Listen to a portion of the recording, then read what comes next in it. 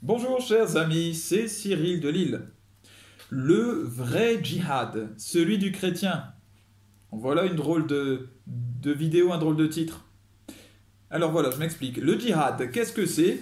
La plupart d'entre vous ont déjà entendu parler du djihad, puisque à chaque attaque terroriste, eh bien, l'on apprend que la personne voulait faire le djihad, était un islamiste qui était parti se faire former en Syrie ou avec l'État islamique ou je ne sais quoi. Le djihad, je reviens moi sur le sens originel. C'est un concept de l'islam que l'on traduit par guerre sainte. Dans le terme de base, il n'y a rien de choquant. Guerre sainte, peut-être guerre. Bon, eh bien c'est ce sur quoi je veux parler.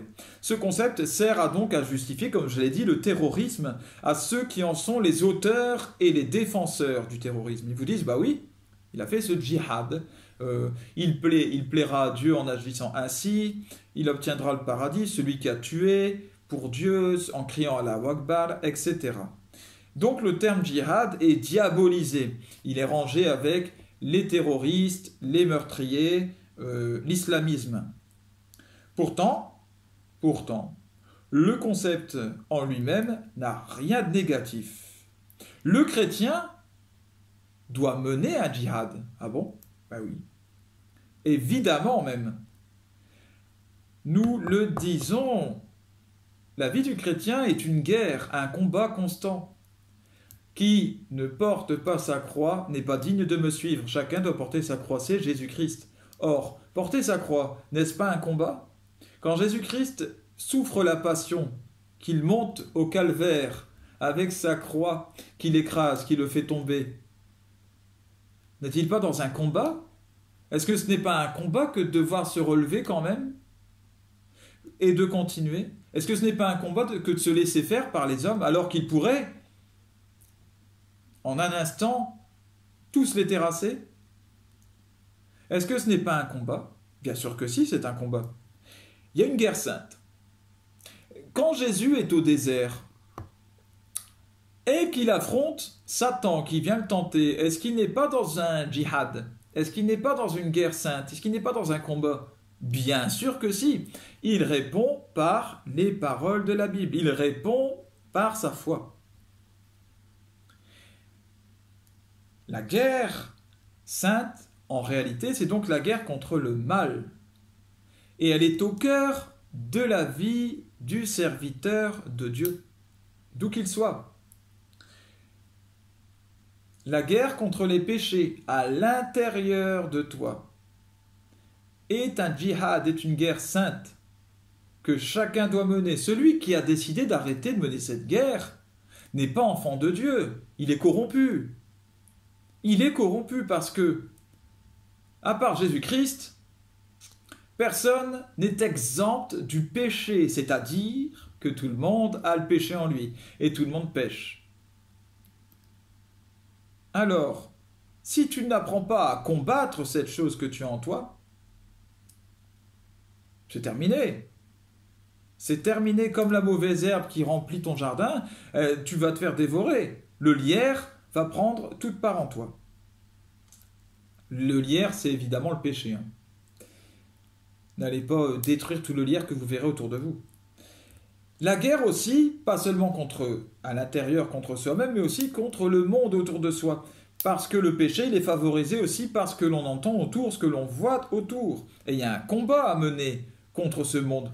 On ne peut pas rester silencieux face à ce qui est injuste, face à ce qui est mauvais, face à ce qui cause la chute des petits.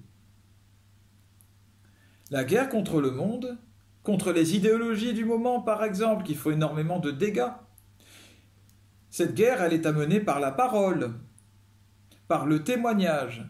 L'amour est le moteur de cette guerre. Et la parole en est l'épée, véritable. Ce que je fais ici, moi, en publiant des vidéos, c'est un djihad, c'est une guerre sainte que je mène, bien entendu. C'est de l'évangélisation. Mais toute évangélisation nécessite du combat.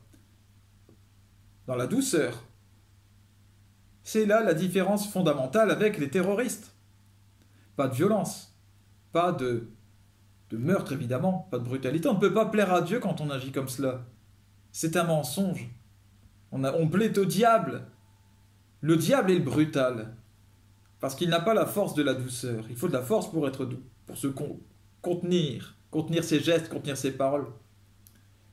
Mais lorsque l'on n'a pas cette force, eh bien l'on est brutal. Voilà. La guerre aussi, en ce moment, contre la guerre. La guerre diabolique. Parce qu'il y a une guerre sainte, mais il y a une guerre pécheresse. Il y a une guerre du damné d'une certaine façon. Une guerre inique. C'est-à-dire qui n'a pas de sens, qui est insensée, qui est folle. Toutes les guerres, en fait, qui ont jalonné l'histoire des hommes, qui ont créé énormément de malheurs et qui ont pullulé dans l'histoire et qui existent toujours en ce moment, bien entendu.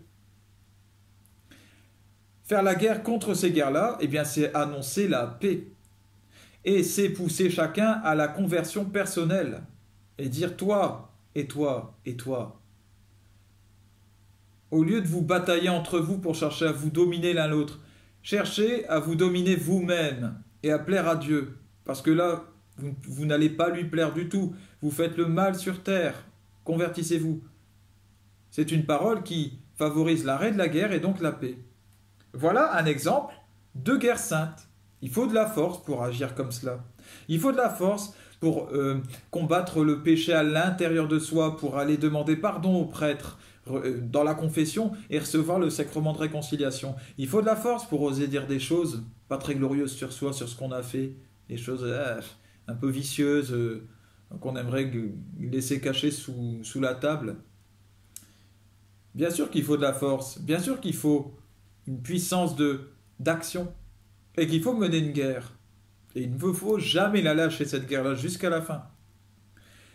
Alors, à la fin, pour conclure, je dirais que le terme de djihad, de guerre sainte, souffre du même type de préjugés que Allahu Akbar. C'est-à-dire que le terme en lui-même n'est pas négatif, n'est pas critiquable.